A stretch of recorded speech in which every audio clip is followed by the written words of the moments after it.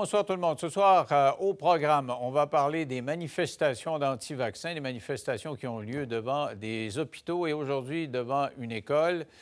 C'est dénoncé, mais ça se poursuit. Est-ce qu'ils ont le droit de le faire? Est-ce qu'on ne devrait pas interdire purement et simplement ce genre de manifestation-là? On va débattre de tout ça. Nous allons recevoir une victime de violence conjugale de la part de son conjoint qui se fait arrêter, envoyé en prison, il revient. Arrêté, envoyé en prison, il revient. C'est une espèce de cycle sans fin. Et là, il y a un nouveau procès et la femme que nous allons recevoir dit « J'ai peur d'être dans les féminicides qui sont annoncés constamment au Québec. On sait que cette année, c'est presque une année record à cet égard-là. Et elle dit « J'ai peur, mais j'ai décidé de monter aux barricades, d'aller vous expliquer ce que je vis pour que le système change un peu sa façon de procéder. » Nous allons recevoir également une femme qui a été attaquée par un chien Rottweiler. Elle marchait quand elle a rencontré une passante qui avait en laisse un gros chien. Et le gros chien a sauté sur la madame. Regardez les lacérations des deux bras en plus. Et sauf que la propriétaire, une fois qu'elle a calmé son chien, la victime a demandé à ce qu'on appelle des secours. Elle est partie, puis elle n'a pas dit un mot, elle s'est sauvée. Donc, elle voudrait la retrouver. On va expliquer ce qu'elle a vécu, puis on va essayer de comprendre pourquoi elle s'est sauvée, puis comment la retrouver, cette madame-là, propriétaire du chien, qui préfère se sauver plutôt que d'assumer ce qui s'est passé. Avant toute chose, parlons donc de M. Legault, qui s'est fait varloper un petit peu aujourd'hui à l'Assemblée nationale, et de ce qu'il entend faire avec ces manifestations. Avec nous, c'est la première fois. J'ai eu Pascale Wilhelmy hier. C'était une première, mais Pascale, disons que je la côtoie régulièrement depuis un certain temps. Là, des gens que je ne côtoie pas qui sont avec moi en studio. Frédéric Bérard et Gilles Proulx. Bonsoir, vous deux. Allô, bonsoir. On est infréquentable. Oui, mais on est quand même loin. On ne peut pas être un côté de l'autre, mais on est quand même en studio. C'est assez extraordinaire. Alors, on va commencer en parlant des manifestations d'aujourd'hui. Encore devant une école. Il y en a eu devant des hôpitaux. J'aimerais entendre le constitutionnaliste là-dessus. Frédéric, est-ce qu'ils ont le droit d'aller manifester devant une école, de déranger, parce qu'on a eu un reportage là-dessus, on voyait que les jeunes, ils sont dérangés par ce monde-là qui crie fort avec les pancartes, etc. Est-ce qu'ils ont le droit de le faire? Bien, la liberté d'expression protège le droit de manifester. Ça fait absolument aucun doute. Évidemment, ils ont décidé de choisir dans toute leur méchanceté, là, parce que oui, j'insiste, c'est de la méchanceté, d'aller intimider des enfants. On m'a même dit qu'il y avait des Facebook Live où se retrouvent le visage d'enfants en question. Ça, là, on commence à sombrer drôlement dans l'illégalité en matière de droit criminel. Mais passons. Les hôpitaux, évidemment, ils veulent envoyer un message fort aussi au personnel employé, au personnel de la santé. Ils savent très bien qu'on va en discuter à la télé. La preuve, c'est ce qu'on est en train de faire. Ceci dit, quand même que la liberté d'expression protège le droit de manifester, il n'y a pas de droit ni de liberté qui est absolue au Canada et au Québec. Ce qui veut dire que si demain matin, et je les enjoins à le faire, les membres du gouvernement Legault décidaient d'interdire ce genre de manifestation de bozos stratosphériques, je suis assez convaincu que les tribunaux permettraient un genre de décret semblable, parce que là, à un moment donné, il y a franchement des limites. On en a tous marre et vous apportez absolument rien au débat. Au contraire, vous perturbez la paix sociale et je pense que c'est ce qui serait déterminé par la Cour. Sauf que, Gilles, tout le monde réagit de cette façon-là. Tous les politiciens que j'ai entendus, au fédéral, pendant la campagne électorale, au provincial, un peu les commentateurs, tout le monde dit ça, mais il ne se passe rien. Il y a quand même, à tous les jours, des manifestations, il ne se passe rien. Comment expliquer ça? Oui, et quand j'entends des gens dire des hogs, faudrait peut-être donner des moyens à la police. Qu'est-ce que c'est ça, la police? Depuis quand la police a besoin des moyens pour ça? Dès qu'il y a un nouveau problème, ça peut donner des outils à la police. Hey, tu as une condition physique, tu as une garcette, tu as des moyens d'extirper des voyous d'un groupe. Tu le fais pas parce que ça va te prendre des moyens. Alors, un hôpital, c'est un peu sacré quant à moi. Et une cour d'école, c'est un endroit d'endoctrinement par des démagogues qui vont aller là tout simplement pour essayer d'influencer des cerveaux plus vulnérables que sont les enfants. Non, la méthode forte, puis vite, la matraque, sortez-moi ça. Et à part de ça, un groupe, Gilles... quand il veut protester, moi, j'en ai assez fait des manifestations quand j'étais jeune. C'est drôle, il fallait téléphoner à la police. Est-ce que vous nous donnez un permis pour qu'on puisse aller manifester aujourd'hui à tel endroit et à tel autre? Mais il y a plus que ça, Gilles. C'est qu'on voit le monsieur avec le porte-voix, là. Il y a pour 35 000 d'amende. On l'a vu partout, là. Partout qu'il y a une manif, c'est lui qui est là, avec son porte-voix, puis il crie là-dedans. Puis il avait l'air à faire peur aux étudiants qui parlaient. Il y a 35 000 d'amende. Alors, Frédéric, ça veut dire qu'il ne prend pas ça au sérieux. Lui, il est persuadé qu'il ne payera pas, lui. Non, mais il faut faire attention. Là. Quand on dit est-ce que la police a suffisamment de moyens, là, actuellement, ces gens-là ont le droit de manifester en vertu de la liberté d'expression. Mais comme je l'expliquais, il est possible d'avoir un décret, d'avoir un règlement, même une loi, au final, qui interdirait ce genre de manif-là. On l'a déjà eu au Québec avec la loi 12, par exemple, lors des manifestations étudiantes, on s'en souvient. Dans ce cas-ci, je pense que ça aurait été constitutionnel si on s'était rendu devant les tribunaux. Mais dans le cas qui nous occupe, là, franchement, je ne suis pas sûr. OK. Bon, alors, donc, Gilles, il dit, on n'a pas besoin de loi spéciale, ils ont juste à se grouiller, ils ont les moyens qu'il faut, puis toi, tu dis ça prendrait une... Oui, ça prend quelque chose. Okay. Alors, allons-y avec, puisqu'on parle de M. Legault, de cette motion à l'Assemblée nationale. En fait, l'Assemblée nationale est unanime à dire que ça n'a pas de bon sens ce qui s'est passé au débat anglais à l'intérieur de la campagne électorale fédérale. Et on demande des excuses au consortium, c'est-à-dire aux postes de télévision qui ont diffusé le débat parce que la première question de la modératrice, c'est un grand mot, modératrice, quand tu pars avec une question en accusant les Québécois d'être racistes. T'as pas modéré grand-chose. Mais en tout cas, elle a traité le Québec de raciste. En tout cas, elle sous-entendait que le Québec était raciste. Et là, on demande des excuses. Frédéric. Ben oui, je pense que cette question-là est absolument tendancieuse. Je pense qu'il y avait des amalgames. Je pense que c'était ridicule. Avoir été à la place de Blanchet, j'aurais probablement sacré le camp. Reste que j'ai pas aimé comment François Legault a essayé de récupérer ça en disant la loi 21 n'est pas discriminatoire parce qu'une vaste majorité de Québécois l'appuie. Ça, c'est complètement absurde. C'est tout aussi tendancieux et fallacieux que la question qui a été posée. C'est pas parce que les gens appuient une loi de manière majoritaire que cette loi-là n'est pas discriminatoire. Ça n'a juste franchement rien à voir. Même souvent, c'est le contraire. Regardez ce qui se passe au Texas avec l'avortement. Regardez ce qui se passe à peu près n'importe où maintenant en Europe en matière de mariage entre conjoints de même sexe, en matière d'avortement. Ici et là, dépendamment, c'est pas tous les mêmes sujets qui sont en cause, mais quand même, c'est souvent une majorité qui appuie. Donc, est-ce que la loi 21 est discriminatoire? À mon sens, c'est évident que oui, parce qu'elle crée une distinction entre la religion et la non-religion, et même entre les religions elles-mêmes, parce que ça prend un port de signe religieux pour être visé.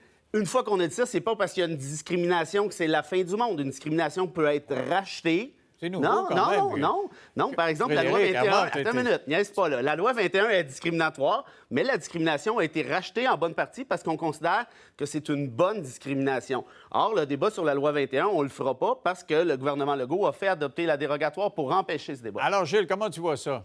Moi, je vois ça encore une fois pour le gouvernement Legault. Un gars qui s'est fait élire, il a été limpide, il a expliqué ses désirs quant à cette loi-là. Il s'est fait élire, il a été appuyé par l'Assemblée nationale et tous les partis. Donc, fort de cet appui, c'est son devoir de rappeler à des gens qui veulent distorsionner la vérité au Canada anglais. Imagine-toi si Pierre Bruno, au même débat, avait dardé une question du genre, je ne sais pas, à Trudeau, justement, à savoir comment tu es un allumeur d'incendie, comment tu n'acceptes pas un geste démocratique voté par les Québécois qui ont élu majoritairement François Legault. Quelle sorte de feu aurions-nous eu, justement, au pays? Alors, 2 poids, 2 mesures, mais je pense que la démocratie s'est déjà affirmée à l'Assemblée nationale.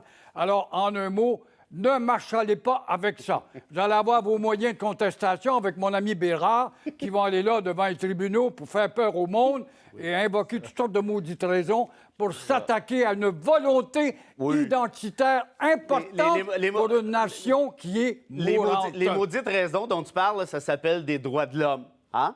Donc, depuis la Deuxième Guerre mondiale, on a décidé à l'international que certaines libertés puis que certains droits qui ont une importance. Tu n'es pas obligé d'être d'accord avec ça, mais moi, je trouve que c'est important, de manière générale. Alors, maintenant, est-ce qu'on a encore le droit de contester une loi au Québec sans se faire traiter de traite à la nation? Apparemment pas, mais je m'en fous, je vais le faire pareil. Pourquoi? Parce que je pense que ça doit transcender le débat.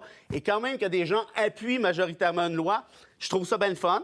peut-être que la loi est légitime, mais c'est pas parce qu'elle est légitime qu'elle est nécessairement constitutionnelle, puis c'est pas parce que les gens l'appuient qu'elle est nécessairement légitime non plus. OK, donc tu es du bord de la modératrice. Toi. Tu considères qu'il y a un côté raciste à l'affaire. Viens de te Gilles, dire- qu'est-ce que Non, tu dis j'ai de pas ça? parlé de racisme une seconde. Et non, mais Ah, mais tu parles de discrimination. Là. Tu Ben, dis la que- discrimination puis le racisme, c'est deux choses différentes. Si tu me dis que c'est la même affaire, on verra. OK. Mais moi, j'ai pas dit ça, en tout cas. Donc, on est Quand mon ami discriminatoire. Bérard, Denis, invoque la guerre, c'était pas pareil, c'était un cataclysme mondial qui affectait l'univers dans le temps. On l'a appelé Gilles, guerre la mondiale. Déclaration universelle des droits de l'homme est née par la suite, après la Deuxième Guerre mondiale. C'est pas de ma faute. J'étais même pas là, OK? Ils l'ont créée, pourquoi? Parce qu'ils se sont dit que c'était important d'avoir des chartes des droits, une charte des droits dans ce cas-ci, qui a fait des petits à l'échelle, dans Sauf les que échelles nationales, la loi, notamment au Québec, la loi au Canada. 96 Il y a la une loi autre façon 21... de voir ça. Il y a une autre façon de voir ça, c'était aussi une façon de démontrer comment le Dominion était subordonné à un empire britannique, donc c'était un pays colonial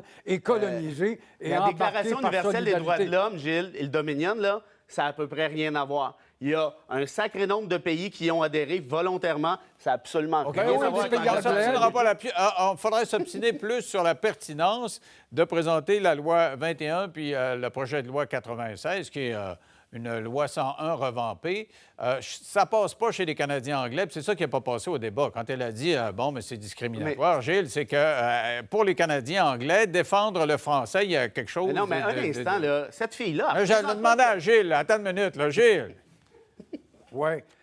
Elle revampait la loi 101 et on entend déjà les hurleurs se faire aller. Mme Goldberg, ce matin, j'en reviens pas. Elle qui est devenue richissime avec la société québécoise, à défendre les chiens, je l'aimais bien jusqu'à hier, moi. Mais de voir justement qu'elle fait une comparaison, encore une fois, avec le nazisme, c'est d'une honteuse défense qui est vraiment disproportionnée, démontre les émotions démesurées de ces gens-là qui ne sait qu'entretenir, qui ne tente que d'entretenir le feu et de dire en quelque sorte, faut faire en sorte qu'on fait passer les Québécois pour des fascistes puis des nazis. OK, bon. Puis là, on nous recule jusqu'à Il y a un Duplessis. instant, là. Il y a Ça, c'est comme la réconciliation avec les Amérindiens. Quelle guerre avons-nous déclarée, nous autres, aux Amérindiens? Quand Joe Blow là, parle au Canada anglais, elle parle pas au nom du Canada anglais, hein? Elle parle en son nom. Non, non, c'est non, non, stupide. non, Dans quelle mesure qu'elle est menacée au Québec anglais?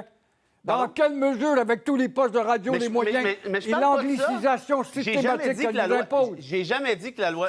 C'est-à-dire, là, jamais dit que la loi 21 était raciste. J'ai même jamais sous-entendu ça.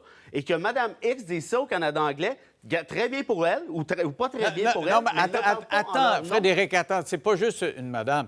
Ici, au Québec, le lendemain, là, c'était l'émoi total. Tous les commentateurs, tous Ben les oui. journaux, toutes les radios, ça parlait que de ça. Monsieur Legault change sa conférence de presse. Au Canada anglais, là, le lendemain, je suis allé sur le Toronto Star, le Globe and Mail.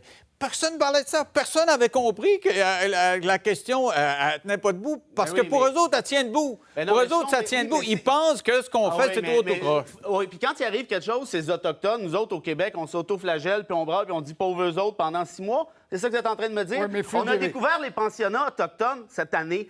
Parlons-en Cet des été, pensionnats. un instant, on a ramassé Parlons-en. quelques centaines de corps d'enfants autochtones qui ont été enterrés, violés dans certains cas, avec la complicité de notre clergé catholique. Puis le lendemain, on regardait ailleurs. Et là, vous êtes en train de me dire, parce qu'il y a une question tout croche, épaisse et stupide et tendancieuse de Mme Chosebin, qu'il faut que le Canada anglais s'immole par le Toi, feu. tu dis que c'est juste Mme Chosebin. Moi, je te dis que la je dis plupart pas des qu'il y en a pas commentateurs d'autres, mais je dis qu'elle en Canada, parle pas, alors, la non. plupart des commentateurs Alors, canadiens encore une anglais fois, pensent ça. voyez-vous la démagogie, encore, la communauté autochtone. Quand on pense que les Oblats sont allés là pour poursuivre une œuvre de missionnat, de convertir et de franciser les Amérindiens de l'Ouest Qu'est-ce canadien, que disait qu'un Lionel dénommé Johnny MacDonald va Oui. décider de traiter ces gens-là comme des sous-hommes, cesser de donner des subventions au couvent OK, des attends sœurs une de minute, Saint-Paul. Alors, Laisse-moi finir. on n'a plus le temps de parler de l'histoire. Revenons à aujourd'hui, revenons à nos moutons et parlons de M. Legault qui s'est mêlé de l'élection. Parce qu'à cause Alors de tout ça, là-dessus, là, Denis- il se mêle de l'élection puis il dit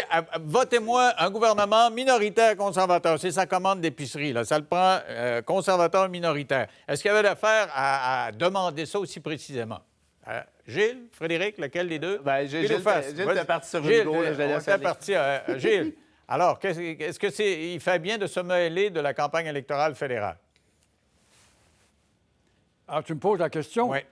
Bon, c'est évident que les libéraux vont gagner. On est un pays de superficialité, de médiocrité, où tu n'as pas le droit de demander un effort à quelqu'un. Alors, Trudeau et sa bande de libéraux font penser aux Américains qui se promènent dans les centres commerciaux, donnent des suçons aux petits bébés dans le carrosse, puis n'oubliez pas, madame, de voter sur mon bord. C'est à peu près ça, la superficialité C'est pas ça la du question, Parti Gilles. libéral. Alors, ils vont gagner parce que c'est un parti qui te propose la facilité. OK.